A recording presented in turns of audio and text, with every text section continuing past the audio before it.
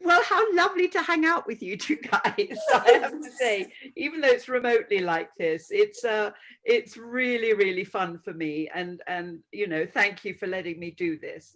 I'm a huge fan.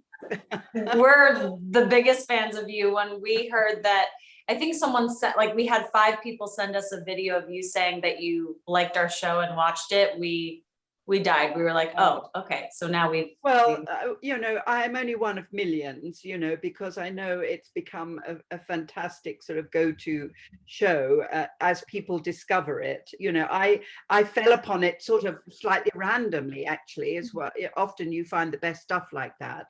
And I was completely, immediately taken by it and sort of binged it then. I was sort of one of those 4 o'clock in the morning people, you know, watching episode 9 because I just couldn't switch it off. Let me just take you guys back to the very, very, very beginning. I would love to know how you met and how this extraordinary creative team created itself. Wow. Yeah, we met junior year of college, and we were studying experimental theater. And we met at a program in Amsterdam, actually, and there were maybe 20 people. And I immediately was like, I want to be friends with her. And I also have the biggest talent crush I've ever had on someone. And it was that summer that when we got back from that program that I think we both went through breakups or something, and we were like sleeping in each other's bed every night and just really bonded. And then, and it was kind of a matter of time until, well, we kept saying we have to make something together. We have to make something. And then we didn't for a long time. And then it took several years, but then we started writing together out of just deep unhappiness with what I was doing. I was like, please write. Well, I absolutely, that is often such a creative force, isn't it? Because you feel frustrated and underappreciated and unchallenged. Totally. And to me, from my generation, it's so wonderful for me to observe people like you guys, you know, taking the bull by the horns and creating your own material, which, you know, my generation never had the balls to do that, you know, honestly. So it's fantastic to see that. It's very clear from the show how deep your relationship is. You know, this could never be created with 2 actresses coming in and a producer saying, I've got this idea, and you know, and casting you. This has to come from a much deeper association and relationship, and very rare one, actually, because the synchronicity of the coming together of these kind of extraordinary talents and finding each other in the right way to create a show like this is sort of pretty extraordinary. So tell me, when you were beginning your thoughts of writing the show, you know, who's the guy who had the idea of, why don't we make it about 12, 13-year-old girls? And we'll play them. Who was that? I mean, I think we both were, what we found we connected on the most was rejects. Like, we felt like rejects all our life growing up. And so we were constantly looking for subjects about outcasts. And we were, you know, we liked playing characters. We thrived on that. So that was something that we bonded over. And I think the idea actually started out really differently. It started out as both of us escaping a cult and hiding in a foster family, and then going to school as middle school students. And it was so like just convoluted and messy, and we were having trouble cracking it. And then we approached our other friend, Sam Zwiebelman, who's the 3rd creator, and I think we just kept talking about it. And I feel like he at one point was like, why do you need all of this other stuff? Like, why can't you just be 13? And we were like, oh my God, yeah, just be 13. So it kind of started there, and then it kept, you know, but I feel like it evolved over years. We talk about this all the time, but our first pilot we wrote was 72 pages with maybe like 100 characters. Like, we had no idea what we were doing, and it was very broad, very insane. So it just kept we kept refining it over the years. We're kind of lucky that it didn't happen right away.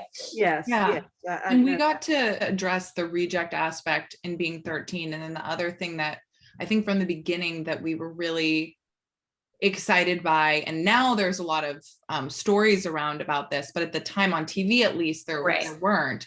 But like being 13 and telling all the real R-rated, you know, stuff, whether that was emotionally driven or physically driven, or, you know, you're experimenting with all of these aspects of yourself that will eventually develop to teenhood and adulthood for the first time, which innately is like really rejecty, because you don't know how to be fingered. You don't know how to, you know, be angry at your parents the right way, or whatever. The list goes on and on. So, and especially writing for girls our age, I think that there was an excitement that Maya and I kind of fueled each other for and gave each other the strength to do it, of like, we have so many secrets that feel wrong, shameful, there's no place for it, it's not funny, it's only funny with boys or guys or whatever.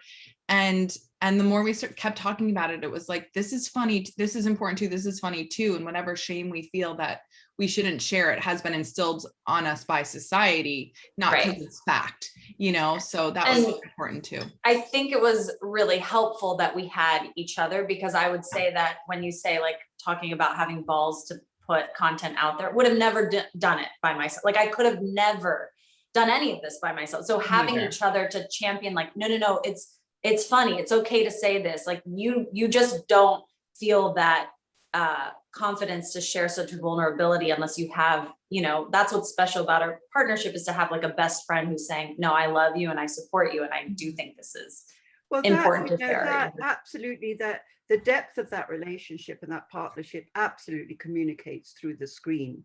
You know, as you're watching it, you know, there is such an element of profound trust and of mutual understanding that is absolutely extraordinary. You know, the genius of it, of course, is what you were just mentioning, which is, you know, you couldn't do this with 13-year-old girls, real 13-year-old girls. You just couldn't do it. You couldn't investigate those. I don't think, you know, because but the, you know, the genius of drama is the element of imagination that the audience bring to the situation. So in theory, you're saying, I don't know how old you guys are, but you're probably in your 20s or something. But higher, 35. Yeah. When we started. You're kidding me. Oh my God. That's brilliant. But anyway, you know, the audience have to jump in the deep end with you, and of course we do it's that's what I love about drama, is the participation of the audience's imagination, which you, I'm not saying you force it upon them, but you know, that's the nature of your piece. Absolutely, totally. And, just tell me, I mean, once I did a piece where I was in my, I think I was in my 30s, well, late 20s, where I was playing a 7-year-old.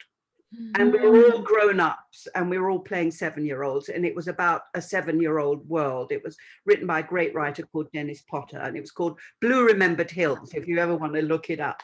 Yes. But in doing that, I had to obviously research, because I no idea really what a 7-year-old was like. I had to research and go and hang out in a rather suspicious way around, you know, children's playgrounds, you know, rather embarrassing. But you know, tell me about your research of refinding, because you forget, don't you, refinding that 12, 13-year-old world. How did you research it? Well, I feel like when we were writing it, you know, a lot of people say they suppress a lot of those memories from that time because it's so traumatic. But for Anna and I, from the moment we met, all of our big conversations were about that time. All of my memories, it's like so raw, so to the surface, that I can't help but expel it out every time I'm talking to someone about, you know, we're fans of therapy and just to talk, analyzing our past and all of these things. So it flowed out of us in that sense, just like memories of that age. But I remember when it came to actually acting, we were so nervous because we kept saying, okay, we'll have rehearsal, we'll rehearse, we'll explore these characters, we'll have plenty of time had zero time. We were just writing like up until the night before, you know, shooting, Really? day of shooting. So it really, we demanded that we have our first scene together just to be able to play off of each other and sort of find that age again. And what I found is the 13-year-old is very much alive and well in both of us, I think. Like, I think we're a lot closer to that age in a lot of ways. Like, I revert very easily when I'm around my parents. So I found that that age is so almost easy to go back to, but being around all the 13-year-olds around us was so informative in how their behavior, their body, you know, their physicality, and well, how absolutely. There's, you know, I mean, the freedom, and then also the sort of self-consciousness, and totally, a sort of weird combination of those two things. And I would imagine that first day, you're this deep trust and love that you have for each other, relationship, must have really been enormously valuable at that point, because at that point as an actor you have to jump in and oh yeah, you know, and be incredibly courageous. And then of course you have the other kids around you, right, the kids. Yeah. And you know, that's such an extraordinary concept. And on paper, you would say, oh, that will never work. And in reality, it works so brilliantly. And to see, unlike the piece I did where everyone else was older, pretending to be 7 here, you've got the real thing around you, which is really, and the authenticity of the costuming and the environment. You know, how much did you guys think about that, and how did you cast, and you know, how did you explain it to your fellow actors? Well, when we did our first auditions for, you know, the cast, most people did not show up to the audition. Really? Yeah. And I think that partly has to do with content and it being R-rated, because we wanted to show in the side. Oh no, the real thing, absolutely. The real thing. We didn't want to be like, yeah, come, here's a scene about, you know, school. Yeah. It's going to be like this. That's what's extraordinary, actually, yes. But we didn't know, especially before the first season, and it was very, very low budget, like web series low budget. So we, you know, we just had a lot of people being like, what is this? And even the first day on set, you know, Maya, I mean, just to bow down to you, the first day on set, she's in a bowl cut. She's doing her masturbation scene, and you have the crew, a bunch of dudes, you know, she talks about the guy with the boom being like, what is this? Like, is this legal? And what is this? Yes. Yeah, no one knew what they were signing up for. They just thought, okay, here we go, like, you know, a series. And then the whole first week was the masturbation episode at my house. I don't know why that got scheduled. We're not sure.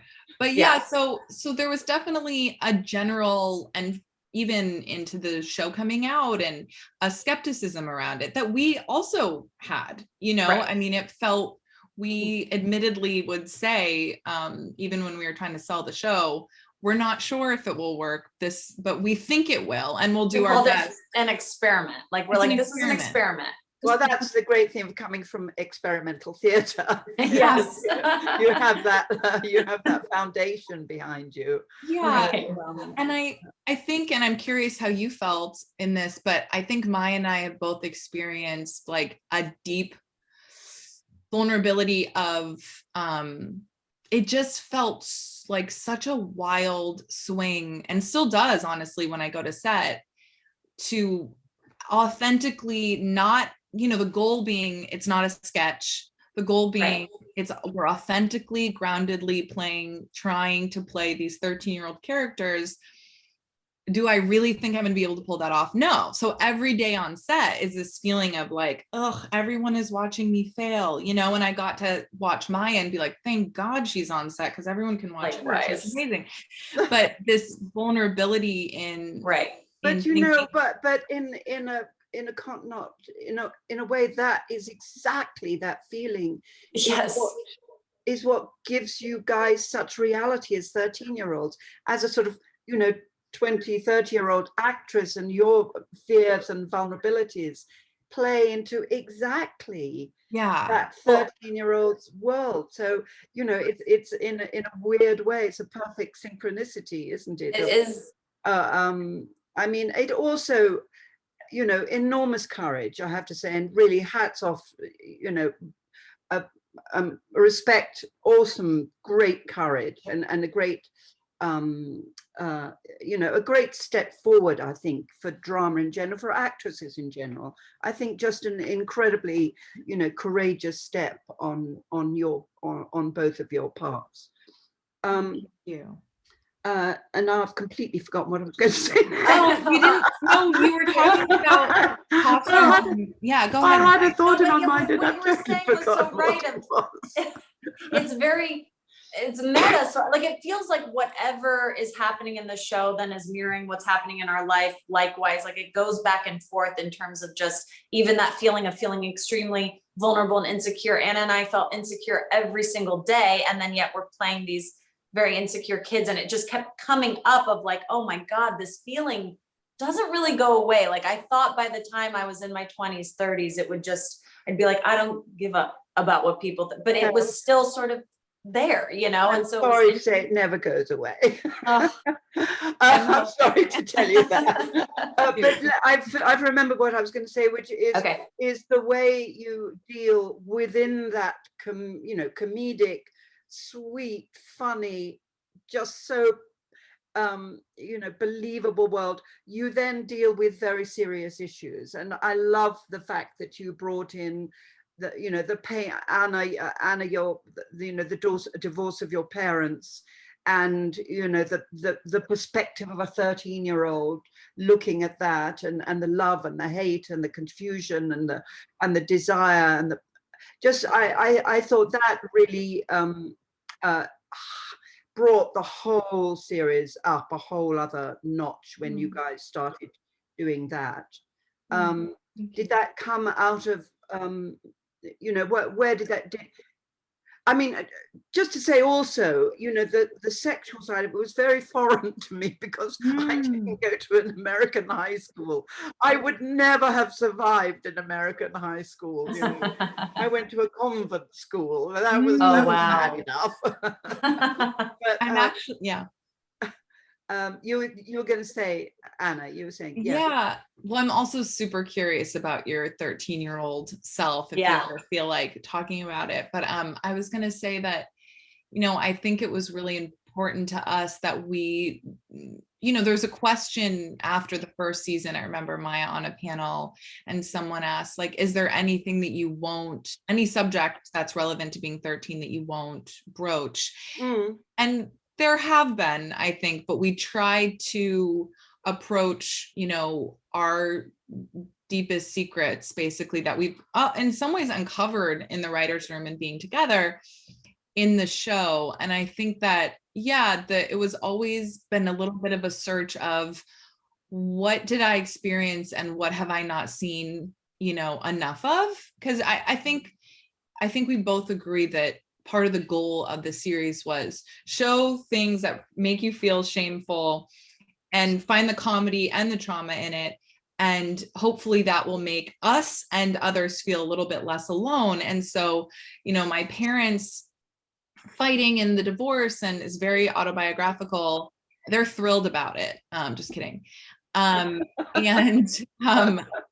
think that, you know, of course there's stuff with people, with parents fighting and divorce, but what was important to us about it, I think, was that there was secrecy, and it wasn't necessarily the tale that you've seen over and over about divorce. For me, it was my parents would fight and then I'd have to go to school and pretend everything was okay, you know, and they were married for 20 years. And we went to church and we had this, you know, visual that everything was good. And when it wasn't. And so, and then the level of the fighting, you know, it was confusing because it wasn't physical, but it was loud, it was scary, it was emotional. And that was another story that I think we were like, okay, it's kind of extremes that you hear about, like a family that's good or a family that's not. And what about this kind of gray in between? Yes, and that was expressed so well. Really, Thank you. yes, brilliantly well expressed. Tell me, what's the demographic of your audience? I mean, I'm sure there are lots of extremely old people like me who absolutely love it. But do you have young, you know, do you get responses from sort of 13-year-old girls, you know, the girls that you're playing basically? I wouldn't, have you, like, I don't know if there's many 13-year-old girls watching it. I don't know. We found that in the beginning, when it first came out, we felt like a lot of people that age don't like it necessarily, or might not want to watch it because it's sort of like, that's not too close. It's maybe. too close. It's like, or close. it's like, I'm not like that. We kind of talked about it, how when you're that age, you want to watch shows of people you want to aspire to be, not who you are. So it's sort of like when we were that age, we were watching, you know, not Gossip Girl, but Sex and the City, or things like that, where it's like, I would like to be that, you know? So I think that might be the case. And I don't know, what do you think? Yeah, no, I definitely think, and that's, recently I've gotten more people being like, my kid is 13 and loves the show. Or even remember, we met with the director and he was like, my 8-year-old loves the show. Like, there's things here and there where I'm like, what? But generally the age range, I think, feels vast. But it's hard to get a handle on, because also, to be honest, we're not allowed to see like numbers or like the exact numbers. No, right, yeah, real tight. So but I'm curious myself. In a way, because the brilliance of the show is that, yes, it's about 13-year-olds, and yes, you guys are playing 13-year-olds, and with utter conviction, utter truth, and, you know, really brilliant performances that are, honestly, I'm deeply admiring of the acting level of what you guys are doing. But I think you're also bringing the observational, how can I put this? You're deeply in your characters in an utterly believing way, but you're also bringing the sort of observational perspective of the age that you are in your writing. So it's not sort of surprising in a way that, you know, a 13-year-old, as you say, would want to watch, I don't know, Sex and the City or Power Rangers. I don't know what they want to watch, but you know, in a way, this has a sophistication about it, really, even though you're talking about very unsophisticated characters in a sense. But it's an absolutely mesmerizing experience to watch it. I can't imagine how exhausting it must be to write it and act it. I mean, how the hell do you do that? How do you do that? I don't know. It's true. Yeah, it's true. And you're showrunners, right, as well? Yeah. I presume you're your own showrunners. Yeah. I mean, that's a massive amount of work. It's not sustainable. That's what I'd say. Like, we were definitely burnt out by the end, and it's good to have this break. But yeah, how did we do it? I don't know, just pure, like, you know. So when you guys write, do you get into a little, you know, do you go into your trailer and, you know, write next week's scene, or do you lay the whole thing out before you start writing, sort of thing? Yeah, we try to finish all the scripts before, but inevitably night before, we'll be thinking about the scene the next day and be like, oh, we need to rewrite this, or we need to do this, or day of something, you know, because it's such a tight schedule. So even if you think, you know, you finish the scripts, there are always things in your head that you're like, no, but this scene still needs that, you know, or the structure's not working. And that's what's so brilliant about Anna. I feel like she's always looking ahead and thinking of like, no, but I think if this scene isn't rewritten to be like this, it's going to affect the final scene, you know, like there's just a constant. I do it too much. Maya's usually right, actually, in post, when you're like, you are, when you're like, that, I think that arc works. I'm like, it's not gonna work. It's not gonna work. And they're like, oh, she's right. It totally worked. I get a little heady. But that's exactly why you guys work so well together, because you have this balance. We balance. Fill in the, you know. Yeah. Helen, how do you approach when you're in something, the writing? I mean, do you feel like you can say, I mean, I would think you can say anything you want, but like, Yeah. hey, I feel like this isn't motivated for my character, or have you I always? will occasionally say that. I used to say it more than I do, honestly. Now I'm a bit sort of, oh, okay, I'll try and make that work, sort of, you know, attitude. I always loved what Gérard Depardieu said, you know, when he was asked about acting. And he said, well, it depends what is on the page. If it says taxi driver, I play taxi driver. If it says man in drag, I play man in drag. You just what's on the page. And I tend to do that now. I just look at what's on the page and just try to make that work. I mean, it's of course there's good writing and there's not so good writing. And it's nice when you're in an atmosphere where, you know, everyone feels comfortable and a certain amount of improvisation can take place because you feel comfortable for that. Do you guys find yourselves improvising in scenes or on the set? Or do you you've written it and you stick to it? There's a bit of both. Oh, sorry, Mike. I think we do both. No, you go. I mean, it's like 80-20. Like we try to get the script to a place where we feel really great with it, that we can read it off the page, but inevitably improv will always sneak in, especially any like physical humor, or like, you know, if there are montages or things like that, that's all, you know, improv, us playing with each other. Oh, right? really? Yeah. I think that's yes, it has to have that sense, and the show absolutely has that sense of immediacy, of absolute immediacy. You know, you never feel this is, you know, overworked or anything. It has that great sense of presence and immediacy that is, you know, it gives it its sense of reality, even though you're watching something that's really weird, really crazy, really insane. Yeah, I think, Maya and I also, if a scene's not working, it's so nice to be able to just find, you know, at the very least, a comedic button or something that you know you're going to need in post with the scene, especially if it's not working great. You're like, something to save it.